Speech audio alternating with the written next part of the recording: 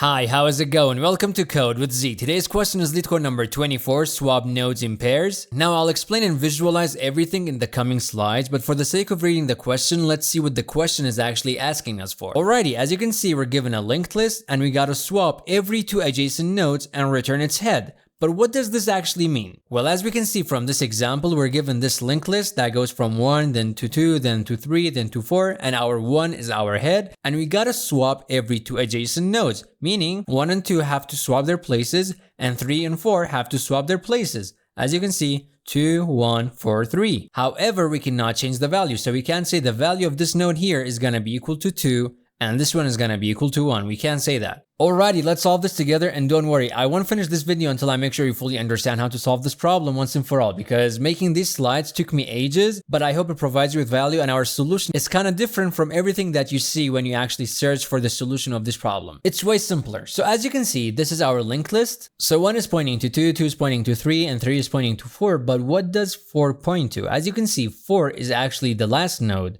in our linked list, and the next value of 4 is gonna be null. So if we actually check the next value of this node here, it's gonna give us null. So let's keep this in mind, and we gotta go from this to this. As you can see, 2 and 1 have swapped their places, and 3 and 4 have swapped their places, and this is it. But how do we actually go from this to this? Well, I mean, it would be really easy to kind of swap two nodes, don't you agree? Because as you can see, because we only have two nodes, we can easily say that 2 should be pointing to this one here, and 1, because it's replacing the place of this one, should be pointing to whatever 2 is pointing to. So 2 is pointing to 1, and 1 is pointing to null. So do you agree, if we only had these two, we can say that 2 should point to 1.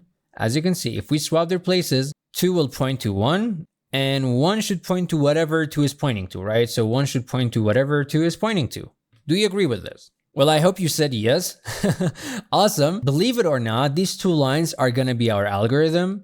And I've actually brought them here, so I just kind of made it smaller and brought everything here. If we check here, we actually used these two lines to properly swap two nodes in the previous slide. And we just said the node with the value of 2, which is this node, should point to 1 because we're swapping. So this one should point to this one.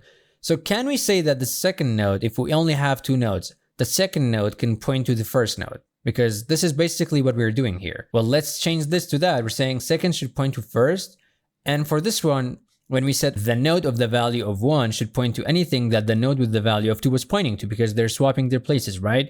So we can actually say the first node should point to whatever that the second node was actually pointing to. This is everything we need. I'll visualize everything now, and you'll see that these two lines actually solve all of the problem. Alrighty, let's bring back our original linked list. And this is gonna be our algorithm. So this is basically the swapping algorithm that we just kind of came up with, which is basically two lines. And as you remember, this only works for two nodes, right? We're saying first and second. We don't have any third or fourth, right? So let's just cut this in half and just apply our swapping algorithm, which are these two lines here, to only the first two nodes. Let's see what happens if we do this. We're literally ignoring all of these. So here we say the second one should point to the first one. So 2 should point to 1, and then we say first should point to whatever that second is pointing to. So let's do that. 2 is now pointing to 1, and 1 is pointing to whatever that 2 was pointing to. As you can see, this is a legit swap, and now we gotta take care of the rest, right? Well, we don't actually care about it. We're just gonna call our swap function again. We're like, we took care of these, and now we want our swap function, which is basically these two lines, to take care of two other nodes. So each time we're gonna give it two nodes, and it's gonna take care of it. Now, I just want to explain one thing further. As you can see, we gave it the first two nodes, and it actually swapped it, and we said 1 should point to whatever that 2 was pointing to, right? And 2 is pointing to 3 and 4, as you can see here. So because 1 replaced its place, it's actually pointing to whatever that 2 is pointing to, but we have no clue what this one should be pointing to because we have not actually swapped these, right? So we're basically saying whatever the answer of this function is, this one should be pointing to it. We don't care and we don't know what it is, but whenever in the future we return the answer, 1 should be pointing to that. And you're gonna see this in literally a minute. So as you can see, we have to swap 3 and 4, right? So let's do that. Again, second node should point to the first one, so 4 should point to 3. And first node should point to whatever that second is pointing to. So this node here should be pointing to whatever that this node is pointing to, right? So let's do that. As you can see, 4 is pointing to 3 and 3 is pointing to, well, we don't know because we've not swapped this part. So we're gonna say swap null, right? So anything that comes after, we're gonna swap it again. And again, we're like, whatever the answer of this is, this node here should be pointing to it, right? So let's do that. Swap of null is null because we basically don't have any first and second nodes to swap, right? So because it's null, we're just gonna return null. We're not gonna call swap again. I just removed this because I didn't want it to get extra rowdy. So we're gonna return our null. So the answer of this swap null is gonna be null, right? Meaning 4 is pointing to 3 and 3 is pointing to null. Would you look at that? We have our full answer. Now we're gonna return this because this function is done and it's gonna return its answer. And now we're gonna have this. So 1 is pointing to whatever the answer of this function was, and this is our answer. As you can see, we just returned it to the above. Now 2 is pointing to 1, 1 is pointing to 4, and 4 is pointing to 3, and 3 is pointing to null.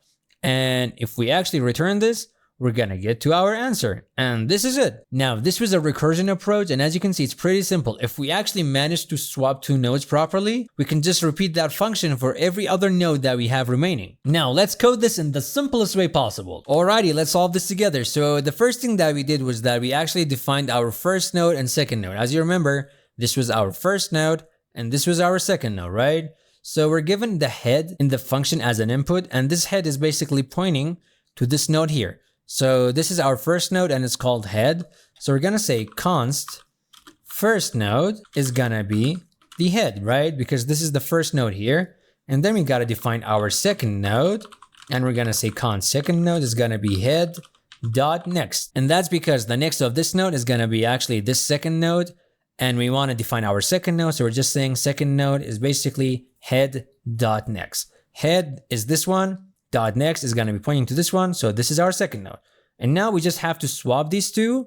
So let's do that. We're going to say, these are the lines that we had in the slide. So we're going to say second should point to first, right? So we're saying second node dot next should actually point to our first node. Literally, second should point to first, because if we swap these, second should point to first. Then below it, we're going to say first should point to whatever second is pointing to, right? So first node should point to, meaning first node dot next should be pointing to whatever the second is pointing to, right? And that is gonna be these two nodes. So what's whatever second is pointing to? Well, if we think about it, we're swapping these two and we called our function to take care of the rest, as you saw in the slides. And let's just do that again. So it worked in the slides, it should work here, right? So right below this, we're gonna call our function swap pairs. And as you can see, this is our function here, and we're calling it again, and we're saying take care of these two as well. So we want you to swap it, just like we saw on the slide. So how are we going to do that? Well, as you can see, our function needs a head. So the head of the next pair is going to be this 3. Don't you agree that this is our first node? Because as you can see, head and first node are equal. So this is our first node in this next pair, and this is our second node. So if we actually say second node dot next, this is gonna be correct. Why? Because we're saying whatever our second node, which is this one here, is pointing to is gonna be the head for the next round. And as you can see, this is completely true. We're gonna call this function, and just like we saw in the slides, it's gonna take care of everything, and it's gonna swap whatever second is pointing to, and that's 3 and 4. As you can see, second is pointing to 3 and 4. And when we call this function to take care of these, it's gonna actually swap them, and we don't have to worry about it. And as we saw, this actually returned these swapped nodes, just like we saw in the slides. So we're gonna say const rest is gonna be this. So the rest of our linked list, meaning whatever our second node is pointing to, is gonna be taken care of by this function. And then we're gonna call this rest. And here, when we say first should point to whatever second is pointing to, we're saying first node should point to rest, like so. Why? Well, as you can see here, when we've actually swapped everything, 1 is pointing to 4 and 3.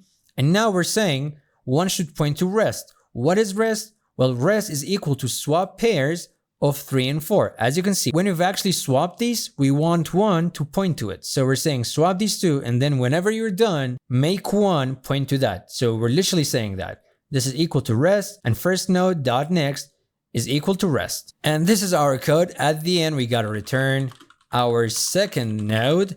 And you might be like, why? And that's because we gotta return something, right?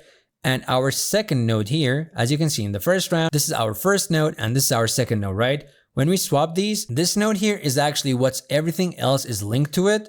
So we got to return it at the end as our answer. So it's basically the new head of our answer. So we're just returning it here. This is everything we need. We only need to add one tiny thing. And as you remember in the slides, we said, if we have null, we just want to return it because we literally cannot swap null, right? So let's say that we're gonna say if head was equal to null, return head, right? And if we only had 3 nodes, meaning we didn't have 4, we can't swap one node, right? Because it's basically just one node. We can't swap it with anything. So here we're gonna say, or if head dot next was equal to null, we also want you to return the head. Because if we only have one node, that means its next is gonna be null, just like we saw in the slides, and we can't swap one node, so we just want to return it. Now, this is all of our code. Let me zoom out. Let's run it. Moment of truth. Let's see if we're gonna get accepted.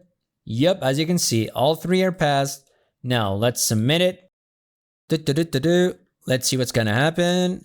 Accepted, and we're beating 85% of all of the other submissions. That's awesome. Thanks for watching. Don't forget to like and subscribe and keep on coding.